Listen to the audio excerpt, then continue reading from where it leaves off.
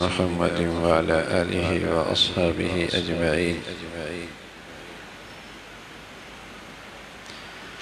الحمد لله والصلاة والسلام على سيدنا محمد وعلى آله وأصحابه أجمعين. أما بعد، عن عائشة رضي الله تعالى عنها أن رسول الله صلى الله عليه وسلم قال لها: يا عائشة،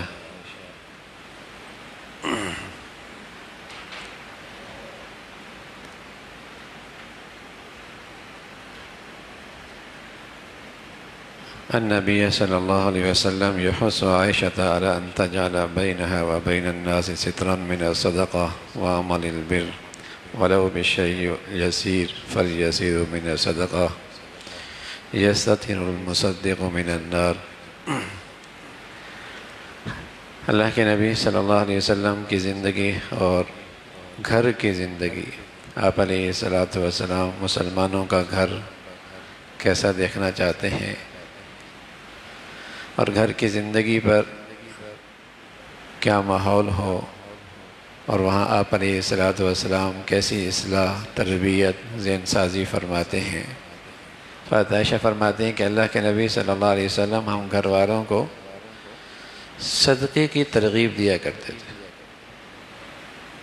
صدقہ کیا کرو اور کثرت سے کیا کرو،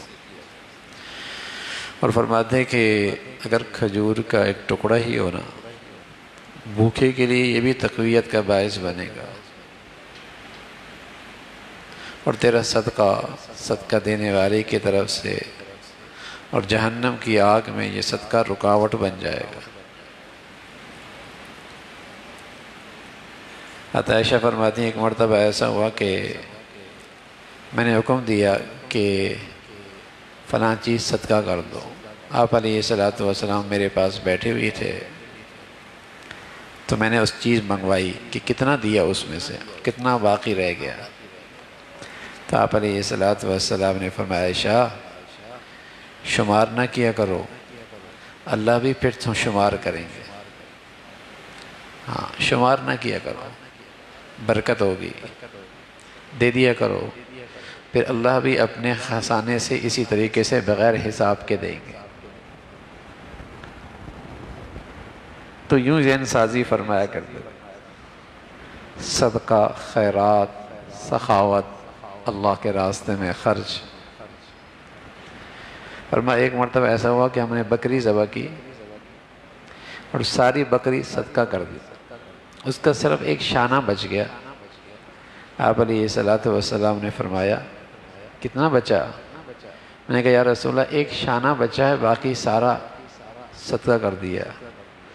آپ نے فرمایا: کلھا قد بقی الا کتفھا، سارا کا سارا محفوظ ہو گیا، صرف یہ شانہ باقی ہے.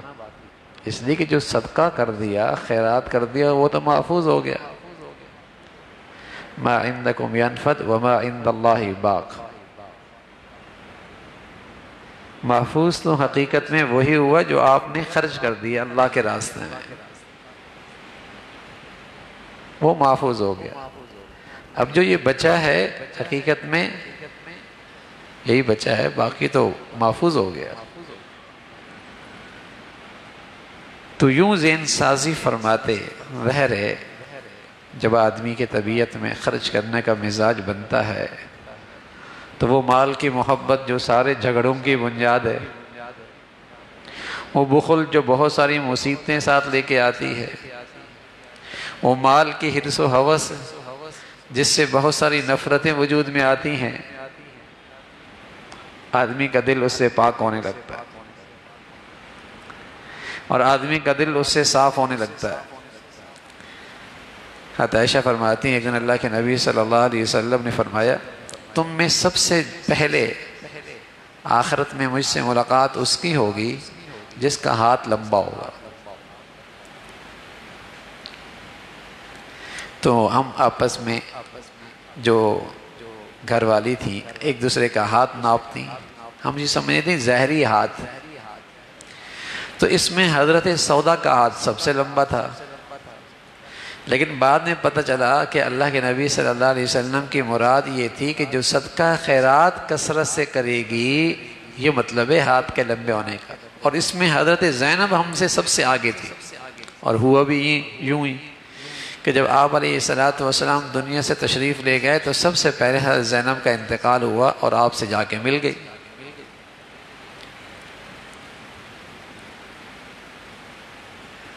تو اس طرح اللہ کے نبی صلی اللہ علیہ وسلم گھر والوں کی ذہن سازی فرماتے ہیں. گھر کا اثر بچیوں پہ بھی پڑتا ہے، بچوں پہ بھی پڑتا ہے، پورے ماحول پہ پڑتا ہے. تو مسلمانوں کے گھر جب ایسے بنتے ہیں تو پھر مسلمانوں کا معاشرہ بھی اس کی تصویر دکھاتا ہے، اسی کے رخ پہ آتا ہے. اس لیے کہ معاشرہ تو گھروں سے بنتا ہے نا، اور گھر ہی معاشرے کی پہلی اکائی ہوتی ہے. اور گھروں کی اینٹوں سے پھر گھر کا معاشرے کی عمارت کھڑی ہوتی ہے. وہ کتنی اچھی ہیں، گھر کے افراد کتنے اچھے ہیں، اسی سے معاشرے کی عمارت کھڑی ہوتی ہے. تو اس طرح رسول اللہ صلی اللہ علیہ وسلم تربیت فرماتے اور تلقین فرماتے، اچھے اخلاق سے پیش آؤ. سبحان اللہ. اور خاص طور پہ عورتوں سے کہتے ہیں، آپ علیہ الصلوۃ والسلام کے بارے میں عائشہ فرمانے لگی، ہمیں اللہ کے نبی نصیحت کرتے ہیں، علیک بتقوی اللہ والرفق فإن الرفق لم يكن في شيء قط إلا زانه. فرمایا کہ عائشہ ہمیشہ پرہیزگاری کا خیال رکھیں اور نرمی کا خیال رکھیں، نرمی لے کے آؤ اپنے اندر. اور فرمایا جہاں نرمی آتی ہے وہاں خوبصورتی آتی ہے، اور جہاں سے نرمی نکل جاتی ہے وہاں عیب ہو جاتا ہے، وہ چیز عیب دار ہو جاتی ہے، اس کی سیرت، اس کی زندگی عیب دار ہو جاتی ہے. پھر آپ علیہ الصلوۃ والسلام نے فرمایا کہ اللہ جس گھر میں بھلائی چاہتے ہیں، جس گھر میں بھلائی چاہتے ہیں، ان گھر والوں کو اللہ رب العزت نرمی کی طرف رہنمائی فرماتے ہیں. جس گھر میں بھلائی چاہتے ہیں اللہ اس گھر والوں کو نرمی کی طرف رہنمائی فرماتے ہیں. اخلاق کی تعلیم، اخلاق پہ گھر والوں کو کھڑا کرنا. بلکہ ایک مرتبہ ایسا ہوا کہ کچھ یہودی آئے اور انہوں نے بڑی بد زبانی کی اور بڑا غلط جملہ کہا. آ کر کہنے لگے السلام علیکم. سام ان کا مطلب یہ تھا کہ آپ پہ ہلاکت ہو. السلام علیکم کے بجائے کہنے لگے السلام علیکم. آپ نے صرف یہ کہہ دیا علیکم، کہ جیسے تم نے ہم پہ کہا اللہ تم پہ ایسا کر دے.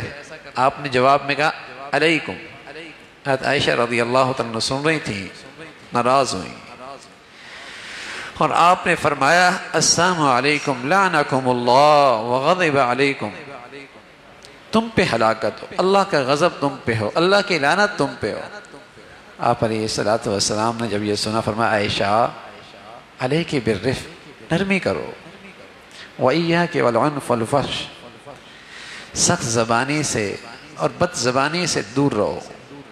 کہ یا رسول اللہ آپ نے سنا نہیں اس نے کیا کہا ہے، اس نے تو بد دعا دی ہے آپ کو، اس نے کہا السلام علیکم. آپ نے فرمایا عائشہ ہم نے بھی تو جواب دے دیا اور ہم نے کہہ دیا علیکم، تم پر ایسا ہی ہو جو تم نے ہمارے بارے میں کہا ہے. اور جو انہوں نے ہمارے بارے میں کہا ان کی دعا بد دعا تو ہمارے حق میں قبول کوئی نہیں ہونی، اور ہم نے جو ان کے بارے میں کہہ دیا ان کے حق میں وہ بد دعا قبول ہوگی. یعنی آپ علیہ الصلوۃ والسلام اس قدر تلقین فرماتے، زبان کے اچھے ہو جاؤ، زبان کے نرم ہو جاؤ، زبان کے پاکیزہ ہو جاؤ، زبان کی پاکیزگی آ جائے. اب تو لان تان تو کوئی بات ہی نہیں نا. اور بدقسمتی اس وقت ہمارا معاشرہ، ہمارا میڈیا اور ہمارا سوشل میڈیا اتنی بد زبانی ہے، اتنی بد زبانی ہے، پتہ نہیں کس کی نحوست پڑی ہے پورے معاشرے پہ.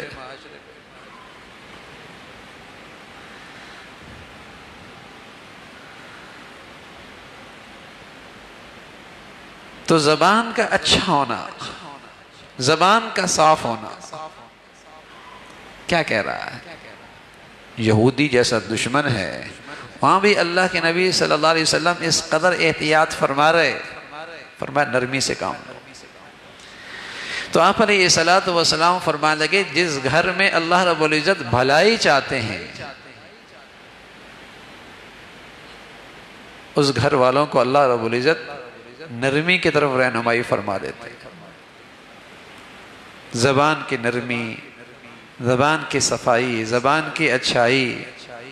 عائشہ فرما لگیں کہ رسول اللہ صلی اللہ علیہ وسلم اس انداز سے ہمیں اچھے اخلاق کی تلقین فرماتے، اور کبھی ایسا نہیں ہوتا کوئی چھوٹی سی بھی خطا ہو جاتی نا گھر میں، آپ سے برداشت نہیں ہوتی، آپ سے برداشت نہیں ہوتی۔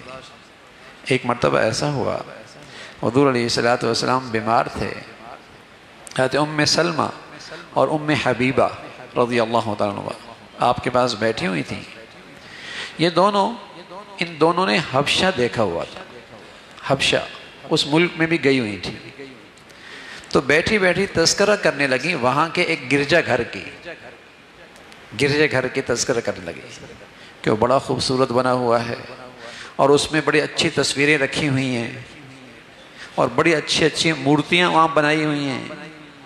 آپ علیہ الصلوۃ والسلام سن رہے، فرفع رأسہا، آپ نے اپنا سر اٹھایا، اور آپ علیہ الصلوۃ والسلام نے فوراً تربیت فرمائی، اصلاح فرمائی کہ کہیں کوئی خرابی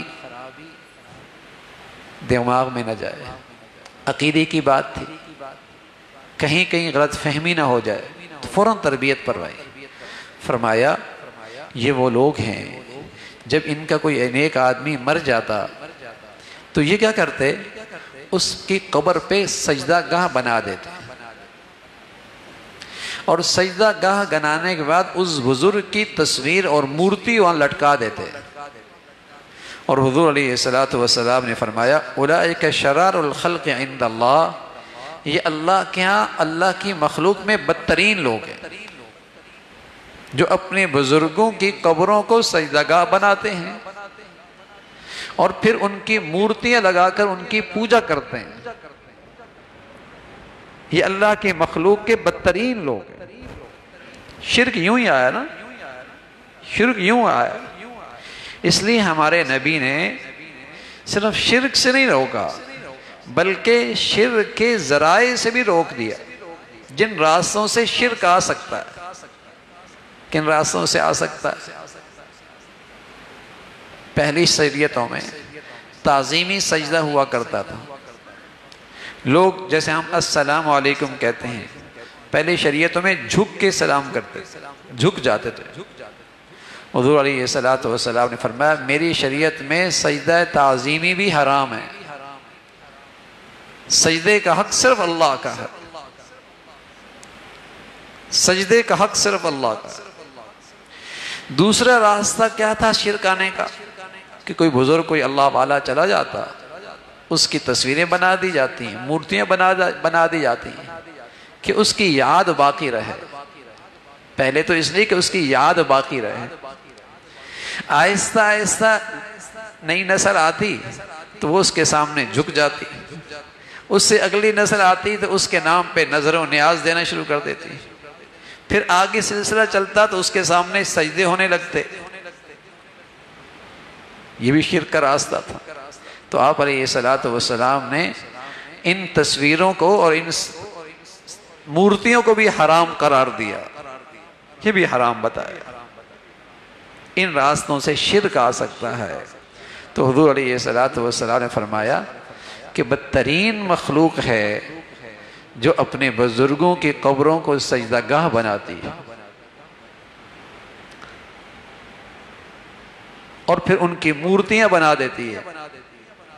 ایک مرتبہ ایسا ہوا کہ آپ سفر سے تشریف لائے، حضرت عائشہ فرماتی ہیں کہ اندازہ نہیں ہوا کہ جو میں نے پردہ لٹکایا ہوا تھا اس پر کسی جاندار کی تصویر تھی۔ ایک تو درخت کی تصویر ہوتی ہے، دیواروں کی تصویر ہوتی ہے، گھروں کی تصویر ہوتی ہے، ایک ہے جاندار کی تصویر۔ جاندار کی تصویر تھی، آپ تشریف لائے، فَتَلَوَّنَ وَجْهُ، آپ کے چہرے کا رنگ بدل گیا۔ آپ نے یہ جاندار کی تصویر جب کپڑے پہ دیکھی آپ کے چہرے کا رنگ بدل گیا۔ پردہ لیا اور اس کے پھاڑ دیا۔ پھر آپ علیہ السلام نے فرمایا ان من اشد الناس عذابا یوم القیامہ الذین یصورون هذه الصور، کل قیامت میں سب سے سخت عذاب ان لوگوں کو ہوگا جو اس قسم کی تصویریں بناتے ہیں۔ جاندار کی تصویریں ان کو چھاپ دینا۔ آپ گھر میں تشریف لائے، اس انداز سے آپ نے اس منکر کو روکا، اب تو اللہ حفاظت فرمائے۔ یہ ایسی وبا ہے اور ایسی بلا ہے کہ گھر میں تصویروں کے بغیر گھر سجدہ نہیں، اور ایک ایک تصویر کی لاکھوں روپے کی قیمت ہے، لاکھوں روپے اس کی مالیت ہے، اور گھروں کی آج رونق بس اوقات یہ تصویریں ہیں۔ تو حضور علیہ السلام اپنے گھروں کو اس قسم کے منکرات سے صاف رکھنے کا، پاک رکھنے کا بڑا اہتمام فرماتے۔ بس اوقات ہم کسی چیز کو بہت معمولی سمجھتے ہیں، لیکن ہم بھول جاتے ہیں کہ بڑی آگ جو بھڑکتی ہے نا، چھوٹے سے چنگاری سے بھڑکتی ہے۔ ہم بس اوقات بھول جاتے ہیں کہ تنکے تنکے سے ہی آدمی ڈھیر بنتا ہے نا، قطرے قطرے سے ہی دریا بنتا ہے نا، چھوٹی سی چنگاری سے بڑی آگ بھڑکتی ہے نا۔ جب آپ یہ کہہ کر کے کوئی بات نہیں، بچہ ہے، کوئی بات نہیں، ابھی بچی ہے، کوئی بات نہیں، چھوٹی سی بات ہے، پہلے وہ 1 روپے کی چوری کرتا ہے، پھر آہستہ آہستہ وہ 100 کی کرتا ہے، پھر اس کی جرت اور حوصلہ بڑھتا ہے، پھر وہ چور اور ڈاکو بن جاتا ہے۔ تو برائی تو پہلے دن سے بڑی نہیں ہوتی نا۔ تو گھروں میں گناہ یوں ہی فروغ پاتے ہیں نا جب گھر کا بڑا، گھر کا ذمہ دار معمولی سمجھتا ہے اور اسے نظر انداز کر دیتا ہے، اور گناہگار کے دل میں جرت بڑھ جاتی ہے، حوصلہ بڑھ جاتا ہے، پھر بڑے بڑے جرم کرنا اس کے لیے کوئی مسئلہ نہیں رہتا۔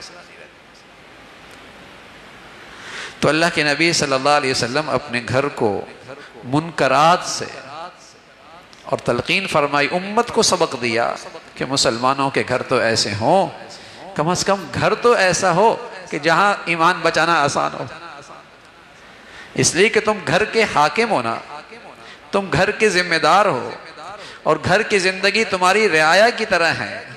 اب دیکھو تم اپنی اس رعایا اور اس سلطنت کو کیسے چلاتے ہو، تم اپنی اس سلطنت کو کیسے چلاتے ہو۔